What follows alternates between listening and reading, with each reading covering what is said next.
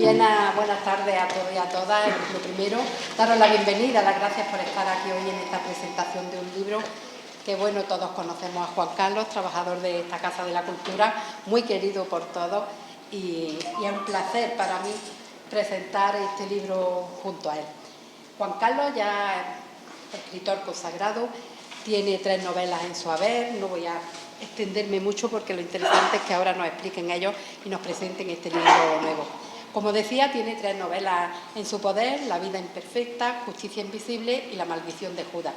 También tiene 2 poemarios, tiene varios premios, concursos, ha sido finalista, tiene una larga trayectoria en el mundo de las letras, pero bueno, yo creo que a Juan Carlos lo que más le caracteriza es que cuando hace las cosas de corazón tienen que salir bien. En este caso, este libro seguro que va a ser un éxito más en tu vida.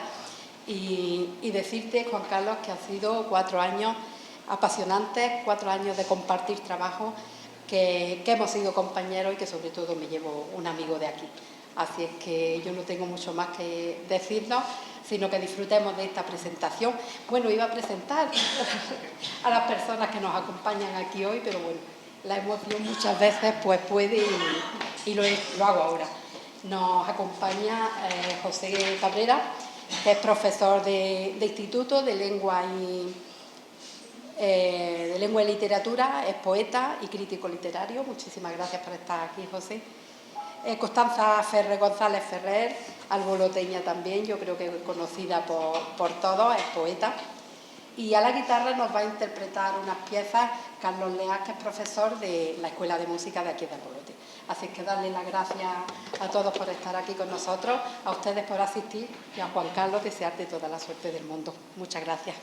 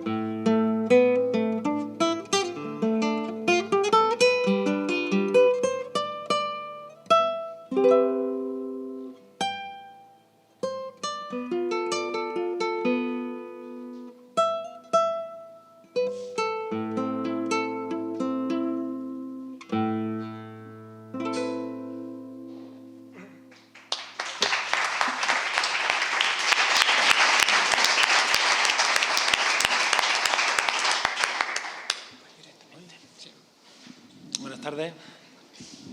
Aquí se oirá bien, ¿sí? Buenas tardes. Hoy tenemos una gran suerte y me ha tocado la dicha de presentar un libro extraordinario, y es el libro de Juan Carlos. Les cuento varias cosas sobre él. Claro, yo no puedo ahora mismo delimitar todo lo que tiene dentro, pero bueno, darle unas cuantas líneas para que disfruten de él todo lo que puedan. Un pastor de celosías infinitas. Ese será el rótulo con el que marcaremos las líneas, las puertas que se pueden ver dentro de esta gran obra. ¿Y ese título por qué? Les cuento. Frente a ese pastor de celosías está el capitalismo y el neoliberalismo. Y él rompe con él. Rompe con él con dos líneas. La primera línea, el consumo, el egotismo, el yo, el individualismo. Y con otra línea, la velocidad constante, la tiranía de imagen, ídolos constantes, la banalización saturada de información que tenemos, que nos llega tantísima que no sabemos cuál es la verdadera, cuál no es la verdadera, y qué es lo que importa y qué es lo que no. Y la renuncia a la naturaleza. Frente a todo esto, él dice no, él dice basta, con dos términos. El amor, que es el que enmarca todo este libro, y la poesía, que se unen como dos armas frente a todo esto. Claro, seguimos con el mismo ámbito, ese capitalismo, neoliberalismo. ¿Él qué hace? Él plantea dos términos, hemos dicho, más o menos básicos. El amor y los versos, contra lucha o como un arma para que luche contra ello. En el amor, ¿cómo lo hace?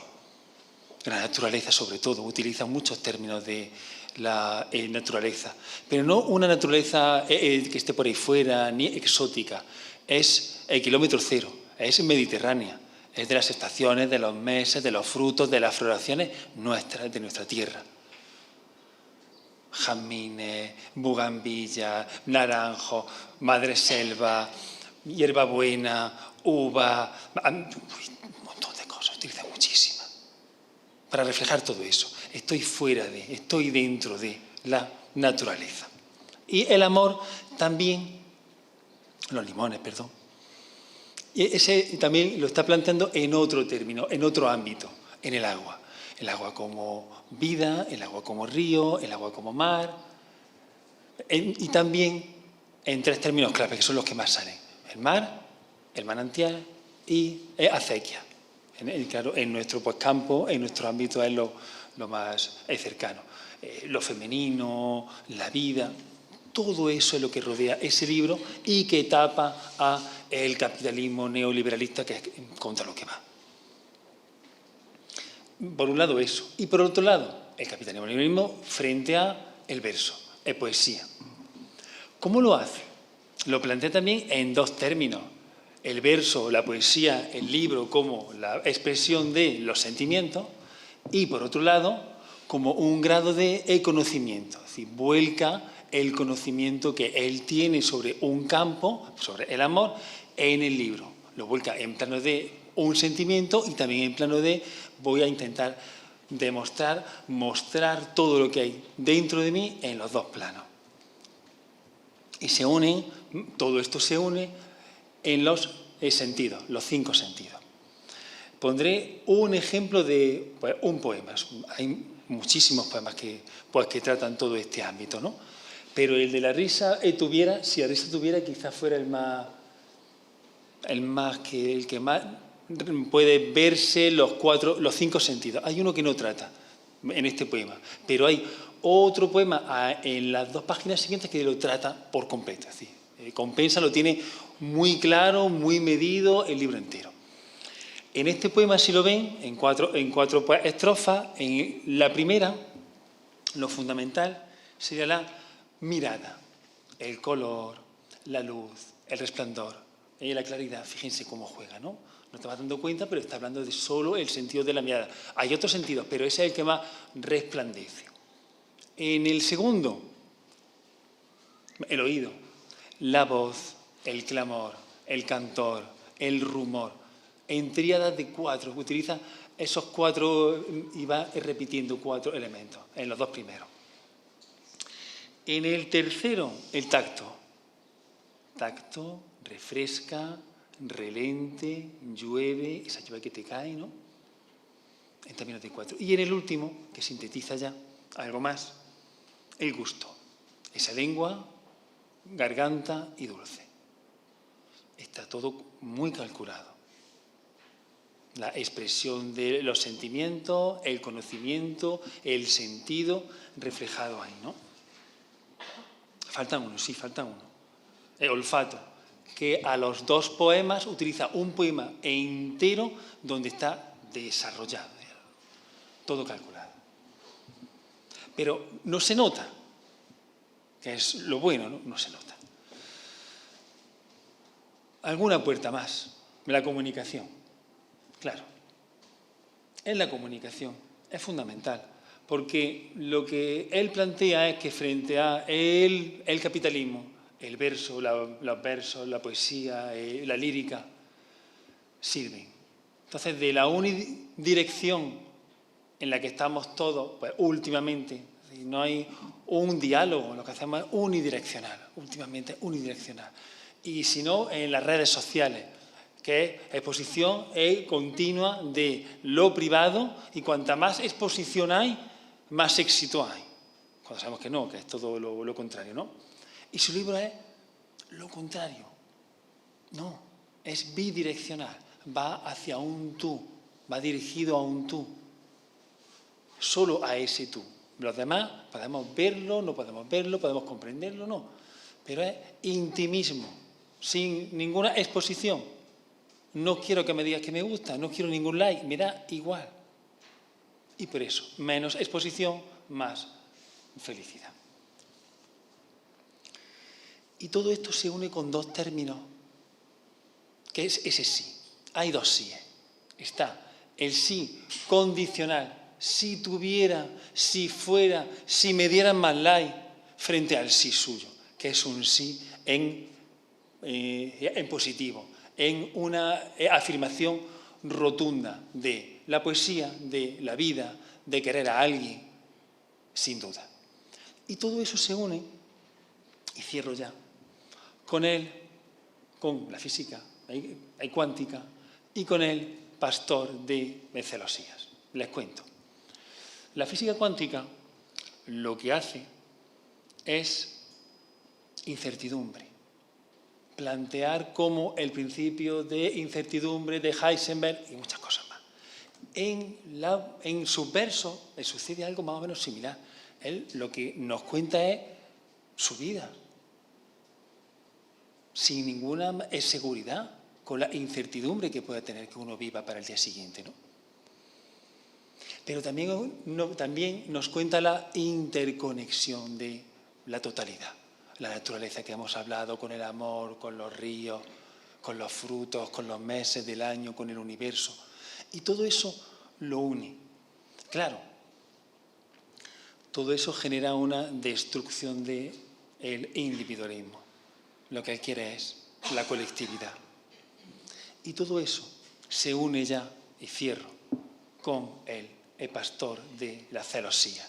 Esa celosía que pueden remitirnos a las celosías cristalinas de nitrógeno o a las tridimensionalidad de las moléculas en célula, en celosías, cerrando todo el libro y diciéndonos que la física, el pastor, los versos, el amor, todo se cierra en uno para vivir y para disfrutar más allá de lo que nos dice. Y esa es la maravilla del libro de Juan Carlos Rodríguez Torres.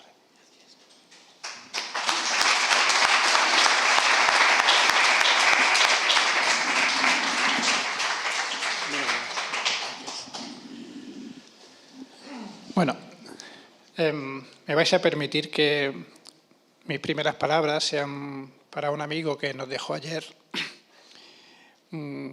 un gran hombre, un creador también, y prometí dedicarle a partir de ahora todas mis intervenciones literarias. Entonces, esto va por ti, Francis Porcel, y os pido un aplauso para él.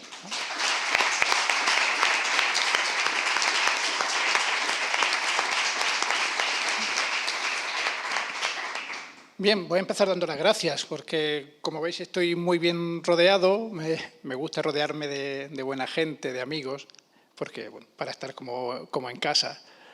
Entonces, bueno, en primer lugar, las gracias a Toñi por esas palabras que me ha dedicado, porque, bueno, es verdad que estos 4 años para mí ha sido más que una concejala. Hemos hecho muy buena relación y bueno, pues me da mucha penita que no podamos seguir juntos a ese nivel, pero seguiremos juntos al nivel de relación segurísimo. Así que muchas gracias, Toñi, por todo.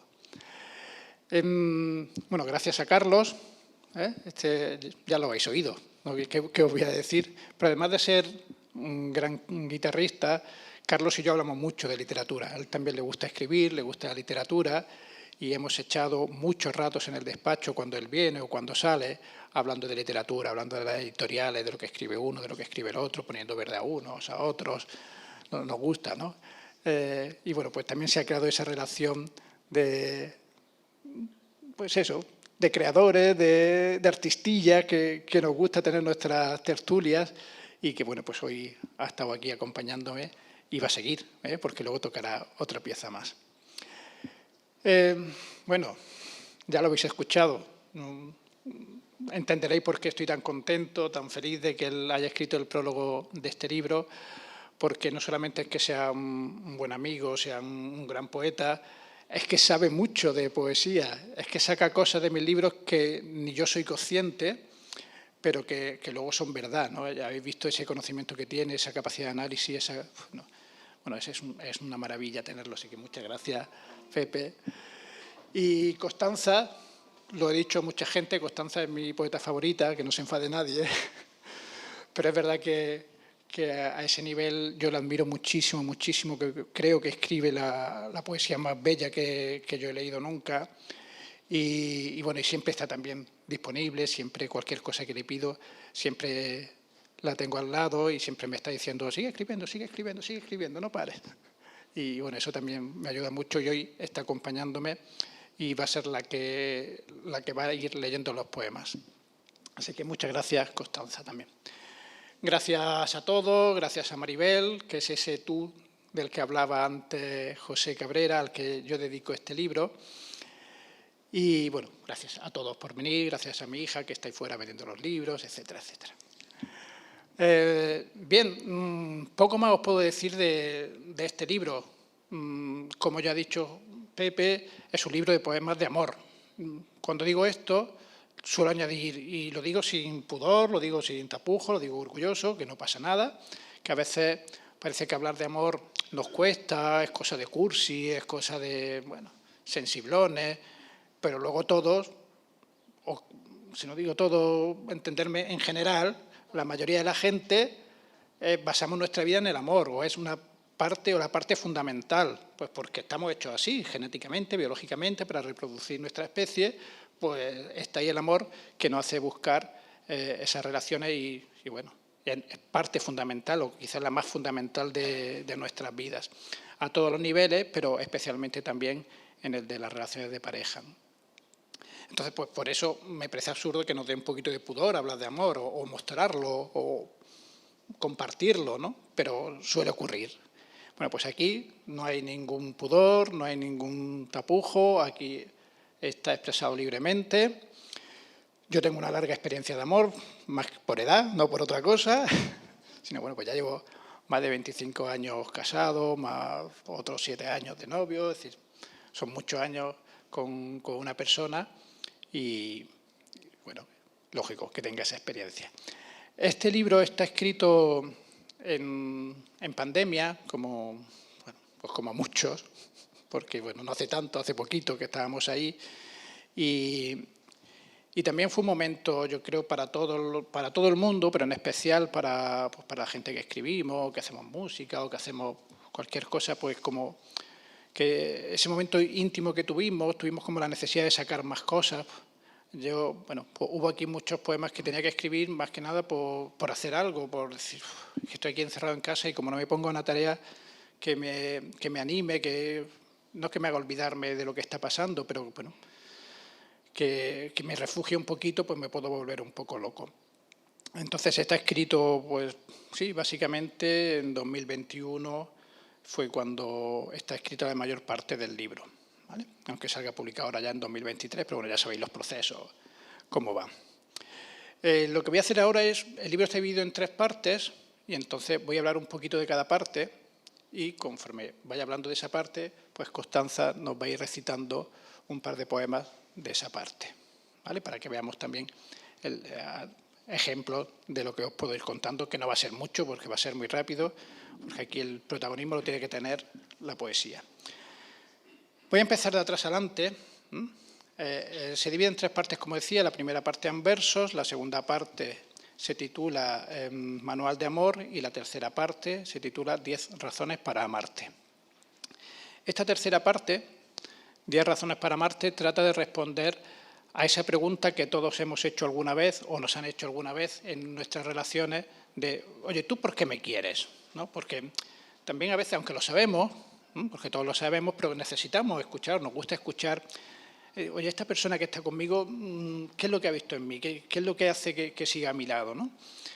Y bueno, a mí también me la han hecho esa pregunta muchas veces, entonces, pues a veces ya me canso y digo, pues ahora te voy a decir por qué, ¿no? Y pensé, bueno, pues en vez de una razón te voy a dar 10.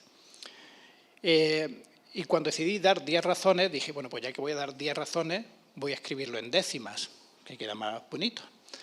Las décimas, voy a ser muy rápido en la explicación, son poemas de 10 versos, son octosílabos, es decir, tienen 8 versos, o sea, 8 sílabas cada verso. Bueno, no son exactamente 8 sílabas, pero no os voy a explicar. 8 golpes de voz para entenderlo. Tienen una rima concreta, es decir, que es un poema de métrica, no es un verso libre. Y en este caso, además, tiene una variante que se llama variante Waroj, que es desarrollada por un poeta sudamericano, que simplemente consiste, este nombre raro, lo vais a ver ahora, en que los 2 últimos versos, es decir, el 9º y el 10º, repiten el primero y el cuarto. Pero no es que lo repitan y ya está, sino que, además, esos 2 últimos versos son como en las fábulas, que al final de las fábulas está la moraleja, pues tienes que ser una especie de resumen, de conclusión de lo que estás diciendo en ese poema, ¿vale? Pero tienes que repetir el primero y el cuarto, ¿vale? Y no os voy a explicar mucho más, ya está. Vamos a ver cuáles son las 2 razones que ha elegido Constanza hoy y nos va a recitar, ¿vale? Y a decir lo que tú quieras. Hola, buenas tardes a todos. Yo sé que os suena una palabra o lugares comunes, pero yo es que estoy encantadísima de estar aquí hoy con Juan Carlos. Él y yo empezamos hace 10 años una andadura más o menos común y desde ese momento solo lo he visto crecer como poeta, ganar en Honduras, desplegar sus alas poco a poco, desmelenarse en un sentido metafórico, dejarse de tonterías y cada libro que nos trae cada vez gana más en Honduras y se hace más poeta y se gana en su lírica y lo siento y lo pienso de verdad. Le decía en el correo que le escribí cuando leí su obra que he leído este libro salivando y sonriendo, salivando porque está lleno de una sensualidad brutal que casi arrastra, pero sonriendo porque está completamente sometida a control. Y eso es muy difícil de hacer. Y por eso me reía y decía, qué pillo, ¿no? Pero qué bonito y al mismo tiempo, qué pillo, cómo lo ha controlado, ¿no? Y así leí este libro disfrutándolo mucho. Me alegra mucho, voy a leer los 2 poemas, no me quiero alargar mucho más. Voy a leer estos 2 poemas. Me alegro muchísimo que haya escogido versos, forma de métrica tradicional, porque muchos poetas cuando vuelven su cara a la poesía tradicional buscan, y me parece bien, cosa que admiro y envidio, a la poesía oriental, y buscan haiku y otras formas mucho más complejas, o divanes, o gacelas, o cosas así. Y yo encontrarme eso que corre por mis venas, que es octosílabos asonantes y consonantes, se lo debo a Benábar, pues me da muchísima alegría. Esto es música, mejor dicho, poesía que parece música, poesía para ser cantada, para ser declamada en los sitios públicos. Por eso tiene ese ritmo. A ver si soy capaz de recitarla bien, para que captéis esos golpes de voz y ese sonido que se parecen a la música. Mira, en la número 3. Invocas el mar y notas la brisa y el campanario, el rumor del oleaje, el sol que baja salado. Cosechas las caracolas y yo te miro callado. Observo cómo te mueves entre los veleros blancos. Invocas el mar y notas el sol que baja salado. Precioso. Y el otro, el número 9, que también habla de la risa y dice así. Tu risa de espuma clara junto al mar y los desiertos bebe de lirios salvajes, rompe los bordes del cielo. En el son de los balcones tu risa es jolgorio nuevo, eco al vino y luz de faro, canto que no quema el fuego. Tu risa de espuma clara rompe los bordes del cielo. Precioso.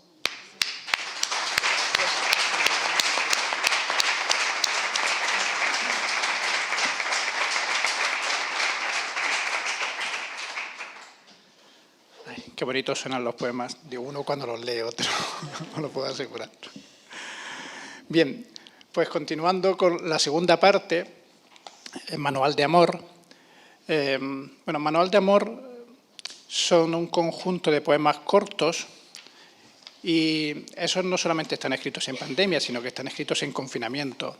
Y sí que responden a eso que os comentaba antes de necesito hacer algo para no volverme loco, así que me puse la tarea de escribir un poema al día, un poemita al día.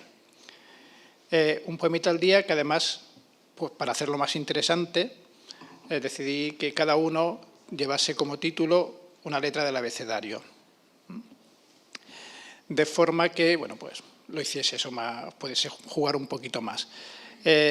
Como digo, son poemas cortos, son poemas muy simbólicos, muy sensoriales, que, como dice el título de Manual de Amor, lo que trata de contar en cada uno de ellos, pues son esas pequeñas cosas que tenemos en las relaciones y que son importantes para afianzar la relación, pero que son, pues eso, esos detalles, esos momentos, esas cosas que no somos muy conscientes, pero que son la base de las relaciones y que hay que cuidar, hay que ser conscientes para que no se nos pase y llegue un día en que no nos conozcamos, ¿no?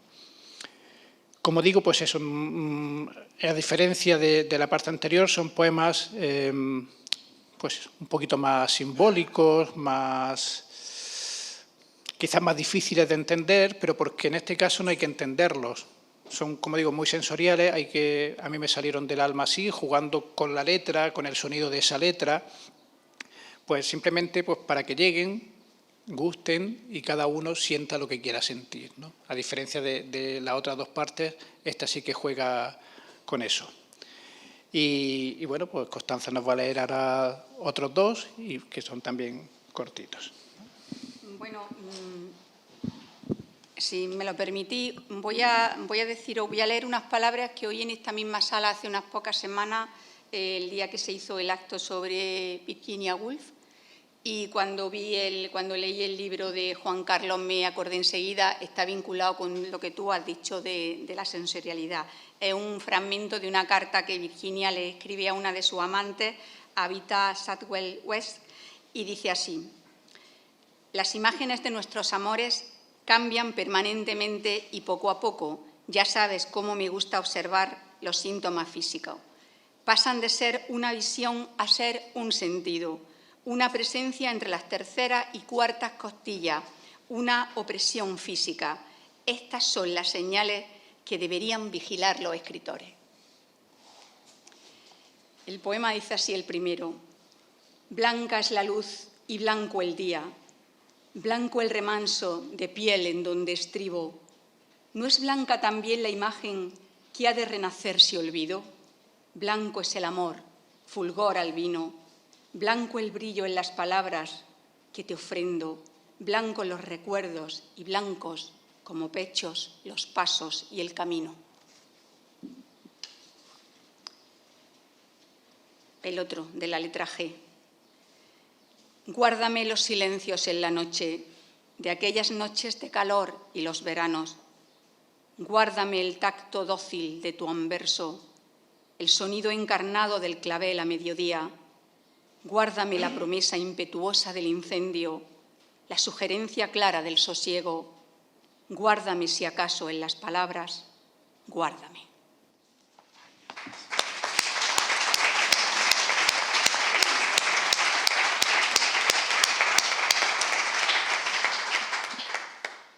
Además, me miras así, me emocionas. Bien, pues la primera parte y la última de la que vamos a hablar lleva por título Anversos, al igual que el libro, y es pues, quizás la poesía donde yo me encuentro más cómodo, la que me sale de manera más espontánea. Son poemas de verso libre, es decir, en principio no tienen una métrica definida, no tienen una rima definida, sino que bueno, es totalmente libre. Intento siempre mantener los ritmos, porque para mí el ritmo en los poemas es casi lo más importante a nivel de composición. Pero bueno, sí que me dejo llevar, ¿no?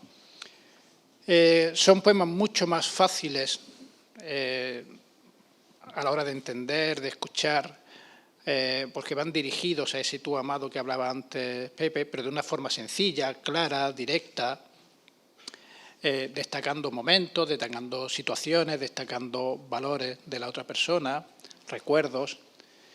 Son un poquito más largos, no mucho, pero sí un poquito más largos. Y bueno, pues como decía, ahí es donde me encuentro más cómodo. Y ahí va recogiendo pues desde paseos que damos por el campo, los que nos seguís por Facebook veréis que estamos todos los domingos por el monte o por los campos, por Las Vegas. O recoge pues cosas que a mí me gustan de ella, pues la risa, que es muy común y sale en muchos poemas. Pero eso, de una manera muy sencilla, muy clara, muy directa. Y bueno, vamos a verlo. Pues, te agradezco especialmente que le hayas dedicado en este libro tantos poemas a la risa. Y voy a leer un trocito muy corto de un libro que estaba leyendo cuando me llegó el de Juan Carlos, de la poeta, la poesía indómita de Mary Oliver. Dice así: porque los dos poemas que voy a leer he sembrado tu risa en el jardín y tu lugar en la risa. Y entonces las palabras de Mary Oliver dicen: cuando era joven me atraía la tristeza, me parecía interesante, se me antojaba como una energía que me conduciría a alguna parte. Ahora soy más vieja, sino más vieja sin más, y aborrezco la tristeza. He comprobado que no posee energía propia, sino que se alimenta de la mía a hurtadillas. He comprobado que es plúmbea, que carece de aliento y que es redundante e irresoluble. He sembrado tu risa en el jardín. He sembrado tu risa en el jardín, el mismo que llenamos de jazmines. He sentido el muérdago en la mano y en los pies la piel del musgo derramado.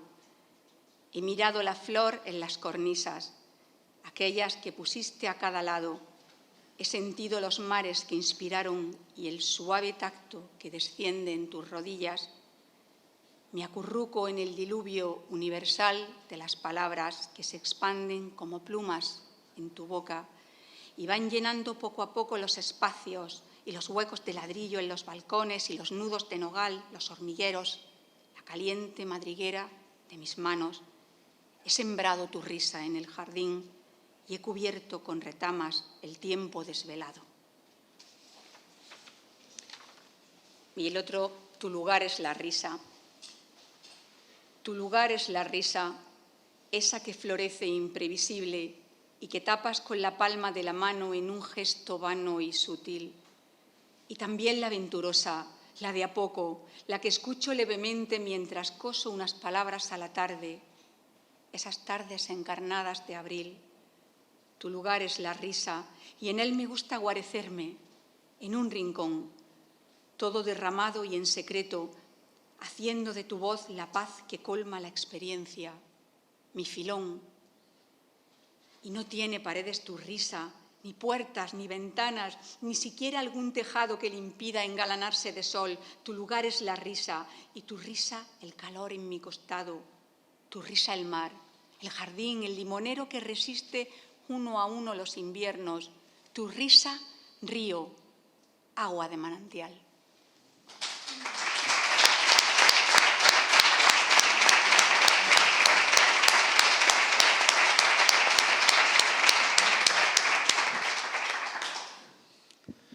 Bueno, para que no penséis que no trabajo, voy a leer un poema yo también. ¿Vale? Voy a leer un poema, quizás el más especial del libro para mí, bueno, quizás no, el poema más especial del libro para mí, porque volviendo a la época de pandemia, Maribel, mi mujer, trabaja en comercio, en aquella época seguía trabajando en comercio, y en aquel momento eran héroes. Aquellos de servicios básicos, comercio, salud, etcétera, eran héroes, eran nuestros héroes porque nos curaban, nos daban de comer, etcétera. Ahora ya nos hemos olvidado un poquito de eso, ¿no? Pero en aquellos tiempos sí que lo eran. Y claro, cuando estábamos confinados, ella salía por la noche a trabajar y tenía que volver a casa sola, de noche, por calles desiertas, por callejones desiertos, y eso era duro. Era duro para ella, sobre todo, y también era duro para mí porque no podía hacer nada, ¿no? Cuando no estábamos confinados yo iba y la recogía, pero en ese momento no podía hacer nada, no podía salir de casa y era muy duro. Y bueno, se me ocurrió escribir este poema que de alguna forma pudiese, bueno, aportar algo a esa situación. ¿Vale? Se titula Pintar los muros con rosales.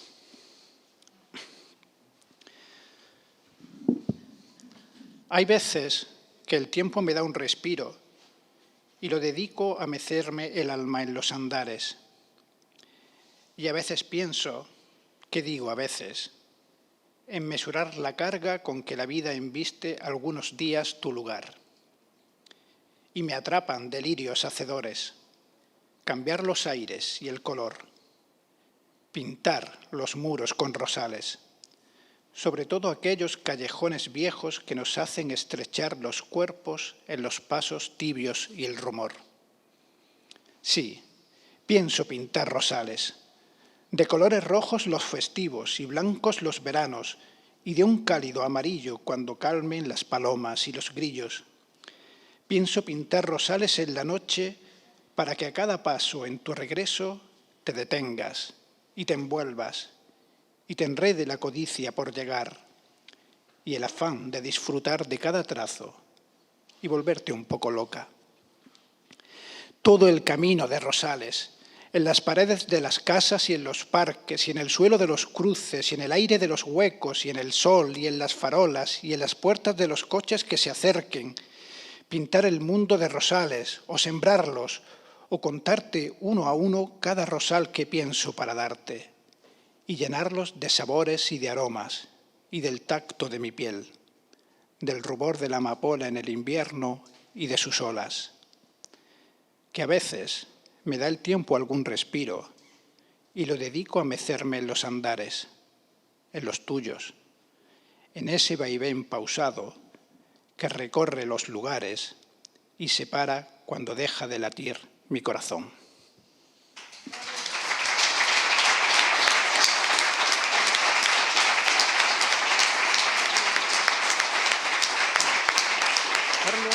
Bueno, ahora Carlos nos va a interpretar otra pieza para cerrar el acto.